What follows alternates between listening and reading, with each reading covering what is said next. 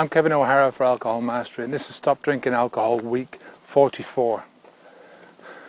So finally this week I got down under the 200 pound mark, down to 197. I've been trying to get down there for so long, and it's really not about the weight. It's not about the weight at all. It's about the big Guinness belly. It's about the big reminder of what I was doing to myself, and it's just I can't wait to get rid of it now. I just want to be healthy. I'm not trying to push things beyond the natural course. I'm not trying to, really lose the weight really quickly. It's just a natural thing, but it's also natural to sort of want an end to it and to be able to eat properly. And I'm still going to go out walking. I love walking. I think it's just a big part of my life now. So, and another thing that is that it boils down to if I can't make the changes in my own life, then how can I teach other people how I've done it? If I'm not down to my ideal weight, if I'm not fully off the drink and that kind of thing, then how can I sort of tell other people what it's like to be in that position? And speaking of changes, over on YouTube this week they've made a few changes, and I don't know what they're doing. With the comments section, I don't know where the comments are going. I think they're going over to Google+, but I haven't really had a big opportunity or a chance to look into it yet. I think what they're trying to do, because YouTube are owned by Google, they're trying to get everyone to go over to or to register for an account on Google+.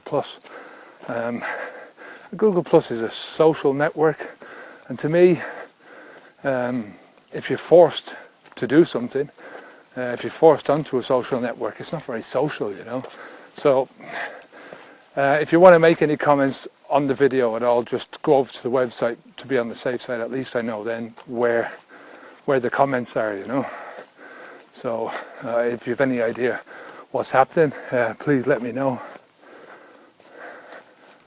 So one of the questions I got before everything went haywire was, did I go to the doctor and get my liver checked out once I quit drinking? And to be honest with you, I didn't. I mean, what was the point in that? If I'd have gone to the doctor, he'd have only said to me, look, quit drinking. And I was already in the process of quitting drinking anyway, so the only purpose that would have served would be to have made his bank account heavier and mine a bit lighter, so I didn't do that. I think if the problem had got worse, if the pain had got worse, or if the pain had continued, then definitely I would have gone down. But as far as I know, the liver is a self-healing organ. It's the only self-healing organ, I think. Maybe your skin is as well. If you quit drinking, if you stop drinking, then it's going to try and make itself better.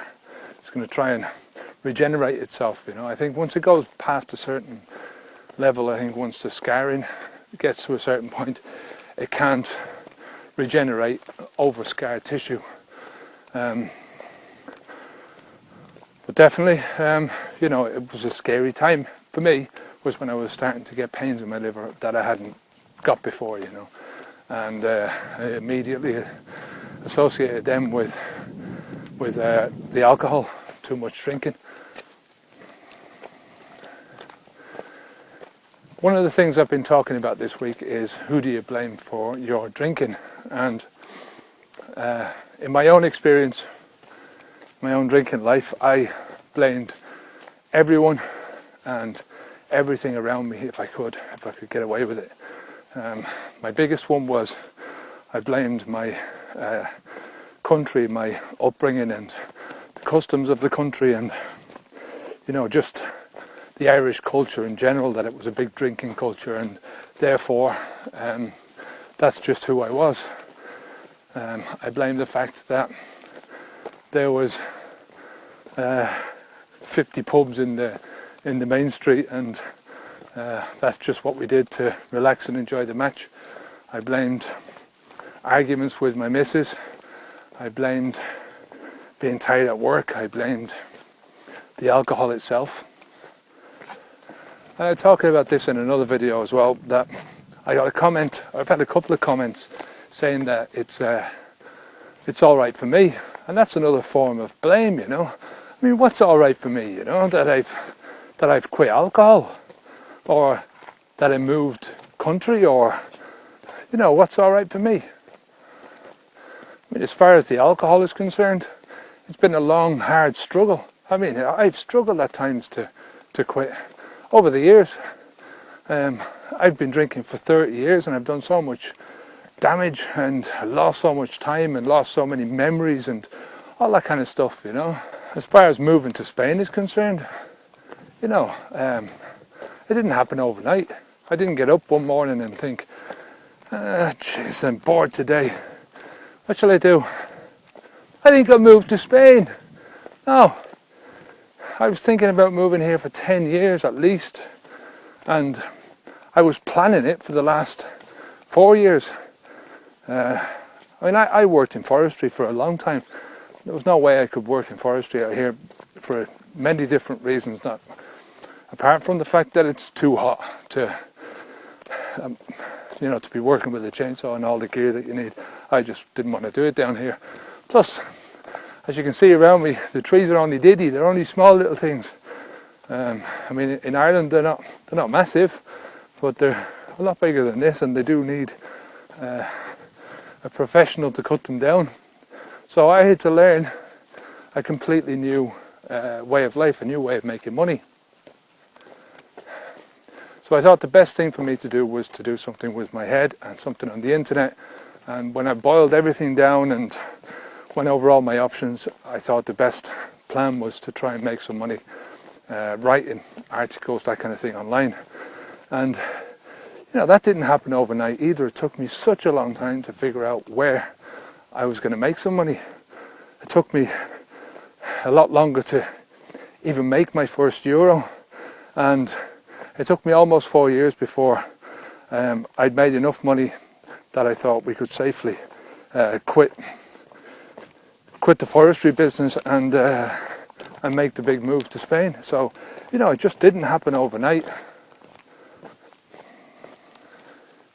You know, like I say, it just took a lot of planning, it took a lot of time, a lot of patience, it took a lot of sacrifice and saving before I could do it. And really, if you think, moving to Spain to get away from drink is one of those things.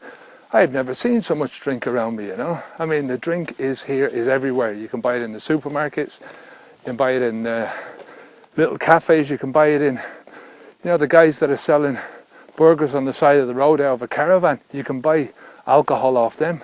It's everywhere, and it's so cheap, you know, and it's ingrained in the society over here, but it's not the same as back home in Ireland.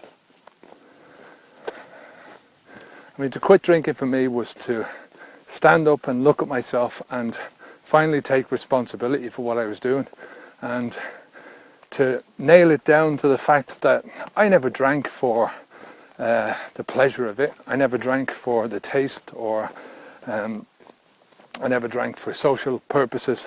I always drank only to get the buzz. And you know, when you look at the buzz, it's only your body screaming out, you know, it's the alarm bells all going off inside your body saying, poison, poison.